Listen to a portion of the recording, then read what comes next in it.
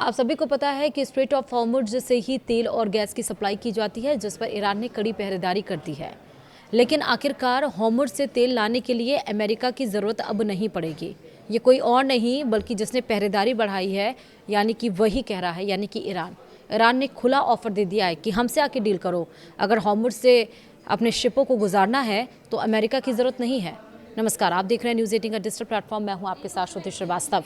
Iran ने पूरी दुनिया को हॉर्मुज़ पर डील का खुला ऑफर दिया है। ईरान का कहना है कि हॉर्मुज़ पर हमारा पूर्ण नियंत्रण है।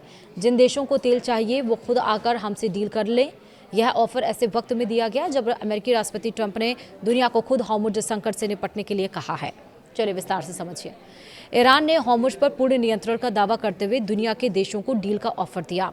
ईरान सूचना परिषद के प्रमुख इलियास हजरती ने कहा है कि हॉर्मुज़ के रास्ते का इस्तेमाल के लिए यूरोपीय, एशियाई और अरब देशों के साथ समझौतों पर बातचीत करने के लिए ईरान तैयार है।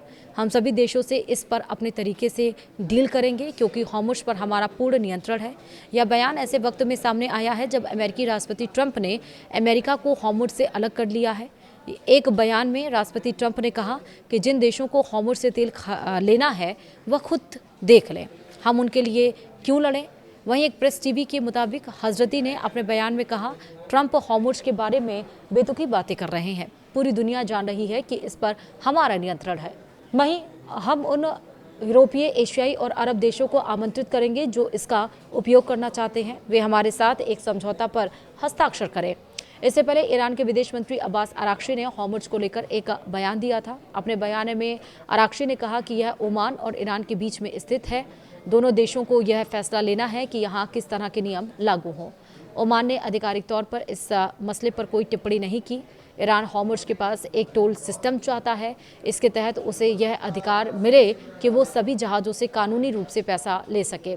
हाल ही में ईरान संसद की एक कमेटी ने इसको लेकर प्रस्ताव भी पेश किया था और इस प्रस्ताव में कहा गया था कि मालवाहक जहाज़ों से पैसा लिया जाए। वहीं ब्लूमबर्ग ने गुरुवार यानी कि 2 अप्रैल को हॉर्मुज़ को लेकर एक रिपोर्ट दी है और इस रिपोर्ट के मुताबिक ईरान सिर्फ अपने दोस्तों के मालवाहक जहाज़ों को ही गुजरने दे रहा है। इसके बदले हर एक जहाज़ से $1 मिलियन लिए जा रहे हैं। पैसे चीनी करेंसी में लिए जा रहे हैं।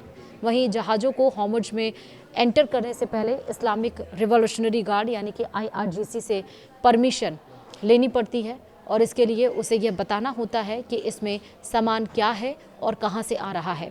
इसके बाद जहाज़ को अबू मूसा द्वीप से होकर बाहर निकाला जाता है।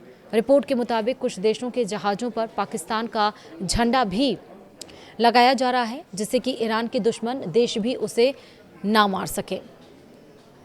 ये इस समय में ईरान की तरफ से ये ऑफ़र बाकी अन्य देशों को दिया गया है क्योंकि डोनाल्ड ट्रंप ने पहले ही कह दिया था कि अब स्ट्रेट ऑफ हॉर्मुज़ से अगर किसी को अपने जहाज़ निकालने हैं, ऑयल या फिर गैस सप्लाई करवानी है तो वो खुद लड़े, अमेरिका अब उसकी हेल्प नहीं करेगा। दूसरा, डोनाल्ड ट्रंप ने ऐसा इसलिए कहा क्योंकि स्ट्रेट ऑफ हॉर्मुज़ पर अपने युद्धपोतों की तैनाती चाहता था अमेरिका, जिससे नाटो देशों की वो मदद मांग रहा था। नाटो देशों ने मामले को समझते हुए, हालात की गंभीरता को समझते हुए मना कर दिया, जिस पर अमेरिकी राष्ट्रपति डोनाल्ड ट्रंप ने कहा कि नाटो देश की फितरत ही ऐसी है, जब भी ज़रूरत पड़ती है तो वो अमेरिका का साथ कभी नहीं देता और सबसे शक्तिशाली देश अमेरिका हमेशा नाटो के साथ खड़ा रहा है। लेकिन कोई बात नहीं, अमेरिका आज भी सबसे पावरफुल है और हम अकेले ही काफ़ी हैं, अमेरिका को किसी की ज़रूरत नहीं है। तो जब अमेरिका ने पीछे हाथ खींच लिया, किसी ना साथ देने की बात कही, तो इस बीच अब ईरान ने अपनी जो डिप्लोमेसी है वो दिखाई है। अब देखना होगा कि कौन कौन से देश ईरान की इस ऑफ़र को एक्सेप्ट करते हैं। वीडियो में इतना ही। नमस्कार।